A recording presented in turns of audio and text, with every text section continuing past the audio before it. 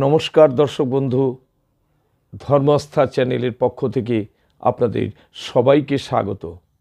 আশা করি আপনারা প্রত্যেকেই ভালো আছেন, সুস্থ আছেন। আমি আজ যে বিষয়টি নিয়ে আলোচনা করব সেটি হচ্ছে গঙ্গায় অস্থি কিভাবে বিসর্জন করবেন। এই বিষয়টি নিয়ে আমার অনেক পুরোহিত বন্ধু অনুরোধ করেছেন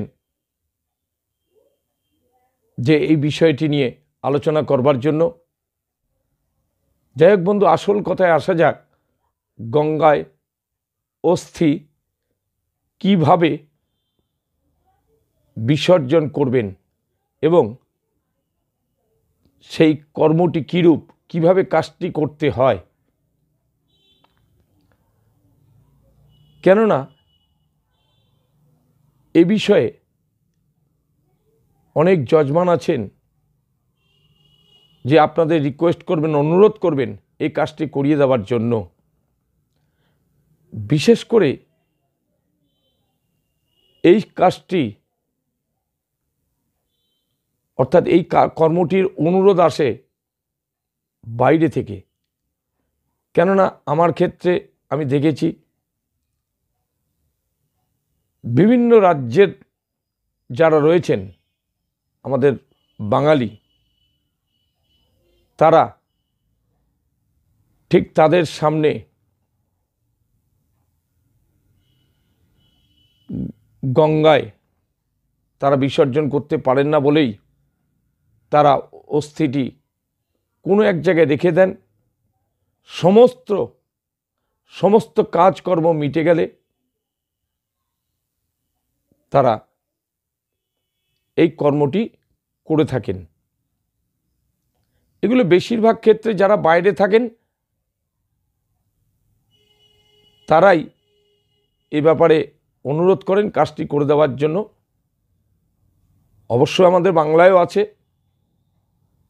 যাই হোক বন্ধু, কাজ তো শিখে রাখা দরকার।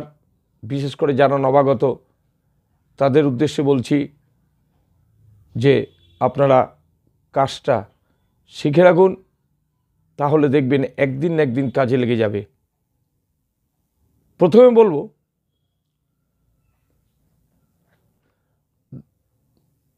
মৃত্যুর পর যে দাহক্রিয়া হয় সেই দাহের পরেই আমরা দেখেছি, আপনারাও দেখেছেন যে গঙ্গায় অস্থি বিসর্জন করতে। কিন্তু গঙ্গা যদি কাছে থাকে তাহলে এমন লোক বহু আছেন যাদের ধারে কাছে গঙ্গা নেই। তারা ওই অল্প সময়ের মধ্যে তারা আসতে পারেন না বা আসা সম্ভব হয়ে ওঠে না বলে তারা কোনো বিশেষ জায়গায় অস্থিটি একটি কলসে বা একটি মাটির পাত্রে সযত্নে রেখে দেন। তারপরে আদ্যশ্রাদ্ধ মিটে যাবার পরে তারা অস্থিটি গঙ্গায় বিসর্জন করান। ঠিক তখনই পুরোহিতের প্রয়োজন হয়। কুর্ম পুরাণে বলছে, যে পর্যন্ত মৃতের অস্থিসমূহ গঙ্গায় থাকে সহস্র বৎসর পর্যন্ত তিনি স্বর্গলোকে পূজিত হন।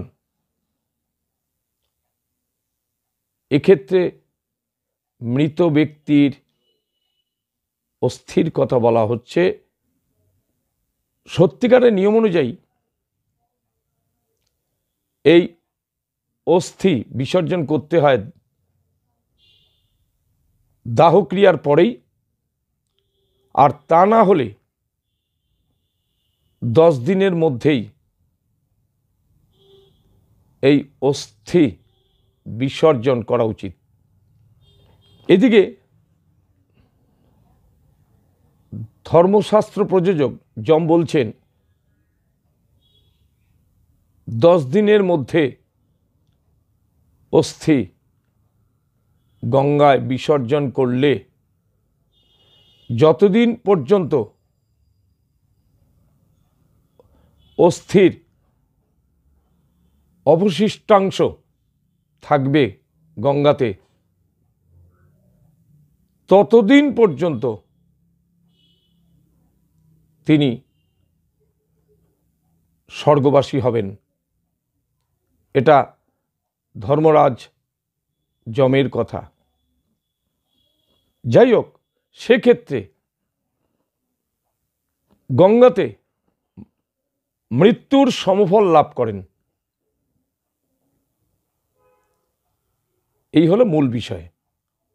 তারপরে যে কোনো ক্রিয়া করতে গেলে যেমন সংকল্প করতে হয়, এক্ষেত্রেও একটি সংকল্প করতে হয়। প্রথমে গঙ্গা স্নান করে নেওয়া উচিত, যদি মন্ত্রপুত গঙ্গা স্নান করেন তাহলে খুবই ভালো হয়। তারপরে আচমন করা উচিত, তারপরে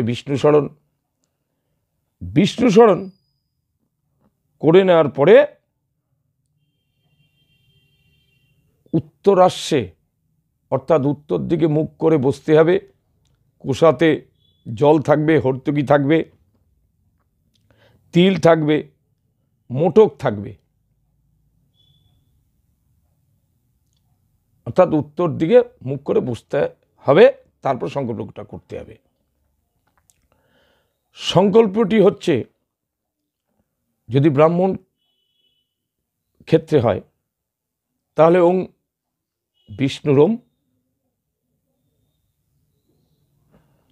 তৎসদদ্য অমুকে মাসি অমুকে পক্ষে অমুক তিথৌ।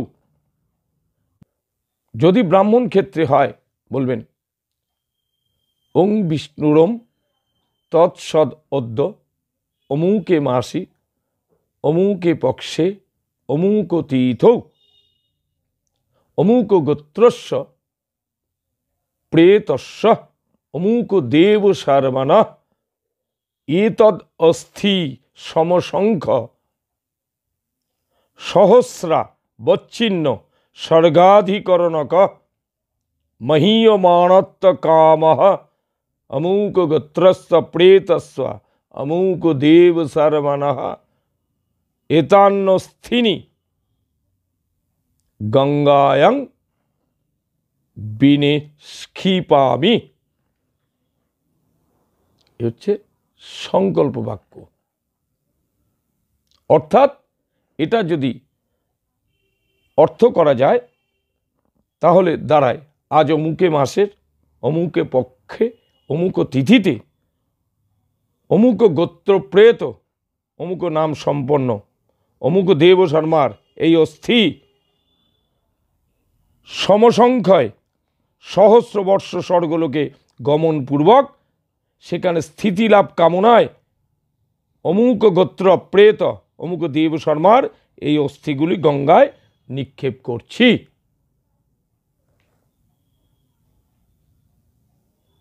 তারপরে যেটা করতে হবে, উত্তর দিকে মুখ করে সংকল্প করে নেবার পরে যেটা করতে হবে সেটা হচ্ছে পঞ্চগব্য দ্বারা, অর্থাৎ আগের থেকে পঞ্চগব্য রেডি করে রাখতে হবে। সেই পঞ্চগব্যে সিক্ত করতে হবে অস্থিগুলোকে, অর্থাৎ অস্থিগুলোর ওপরে পঞ্চগব্য একটু ছিটিয়ে নিতে হবে। তার মধ্যে দিতে হবে সোনা, মধু, ঘি এবং কালো তিল, এগুলো দিয়ে দিতে হবে। আমি ব্রাহ্মণ ব্যক্তিদের অর্থাৎ ব্রাহ্মণ পুরোহিতের উদ্দেশ্যে বলছি, আপনারা শুধু একটু দূর থেকে মন্ত্র বলে দেবেন, নিয়মকানুন যা আছে তা বলে দেবেন, কিন্তু আপনারা কিন্তু যেহেতু অস্থিভাণ্ড সেই হিসেবেই বলছি যে অস্থিভাণ্ডটি স্পর্শ করবেন না। এতে কি হয় কি হয় না এগুলো এই মুহূর্তে আলোচনার বিষয় নয়। দূর থেকে মন্ত্র বলাবেন, নিয়ম বলে দেবেন, সব করবেন, কিন্তু না ছোঁয়াই উচিত। কেননা আপনারা অনেকেই জানেন অস্থি স্পর্শ করা হলে, অর্থাৎ অস্থি যদি স্পর্শ করা যায় তাহলে তাকে প্রায়শ্চিত্ত করে নিতে হবে, পৈতেটা চেঞ্জ করতে হবে। তাছাড়া অনেক ঝামেলা আছে। যাই হোক, তারপরে যেটা করতে হবে, একটি মাটি নিতে হবে। এই মাটির ওপরে, মাটির ভেতরে ওগুলিকে রাখতে হবে। মাটির তাল করে নেওয়া, যাকে বলে দলা করা, দলা করা। সেই মাটির মধ্যে একটু সোনা, একটু ঘি, একটু মধু, একটু কালো তিল নিয়ে একটা মন্ত্র বলতে হবে। যে মন্ত্রটি হচ্ছে ওং নমস্তু ধর্মায়। এইটা, অর্থাৎ এই মন্ত্রটা বলতে হবে দক্ষিণ দিক মুখ করে। তখন যিনি কাজ করছেন তিনি প্রাচীনাবৃতি অবশ্যই হবেন, কেননা দক্ষিণ দিকে কাজ করলেই, দক্ষিণ মুখে হয়ে কাজ করলেই প্রাচীনাবৃতি হতে হয়।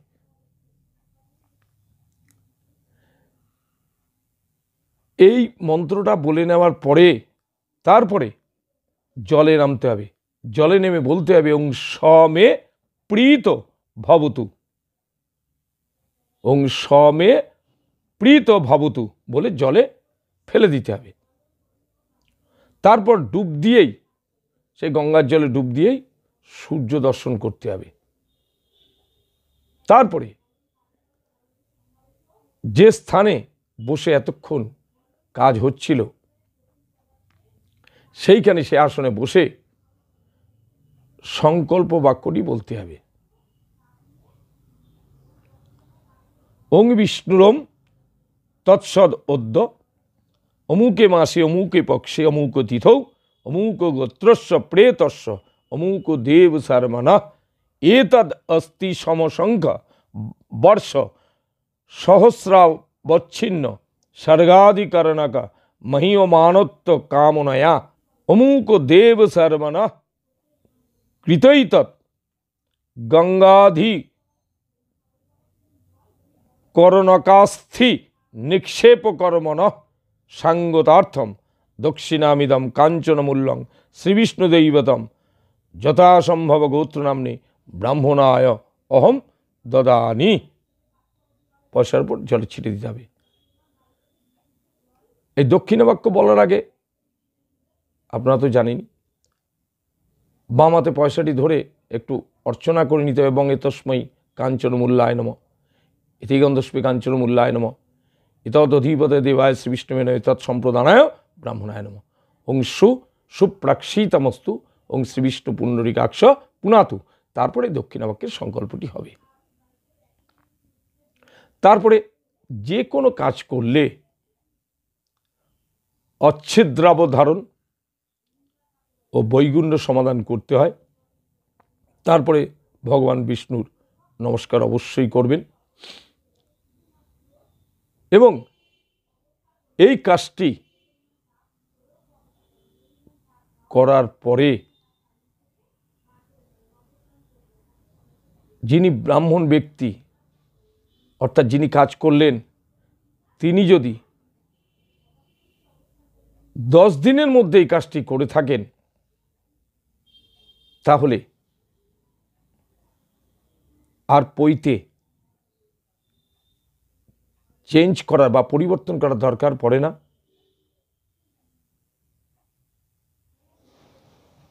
যদি 10 দিনের পরে তিনি এই, অর্থাৎ যজমান যদি অস্থি বিসর্জনের কথা চিন্তা করেন, তাহলেই এই অস্থি বিসর্জন ক্রিয়াটি করে নেওয়ার পর তারপর নতুন পৈতে অবশ্যই পড়বেন। ঠাকুরমশাই অবশ্যই বলে দেবেন সেটা। অনেকে আবার এই অস্থি একটা হাঁড়িতে রাখেন, মাটির হাঁড়িতে, কেউ বা পেতলের একটা হাঁড়িতে রাখেন, সেটা সমেত গঙ্গায় ভাসিয়ে দেন। অনেকে আবার এই গঙ্গায় 10টি ফল দান করেন। অবশ্য এটা কুলাচার অনুযায়ী হয়ে থাকে। যাই হোক বন্ধু, বিষয়টি যদি ভালো লাগে তাহলে অবশ্যই লাইক করবেন, চ্যানেলটি সাবস্ক্রাইব করবেন, পুরো বিষয়টি দেখবেন এবং বন্ধুবান্ধব আত্মীয় স্বজনের মধ্যে বেশি বেশি শেয়ার করবেন, যাতে প্রত্যেকে বুঝতে পারেন। আজ তাহলে এখানেই শেষ করছি। পরবর্তী ভিডিওতে আমার সঙ্গে আবার দেখা হবে। নমস্কার।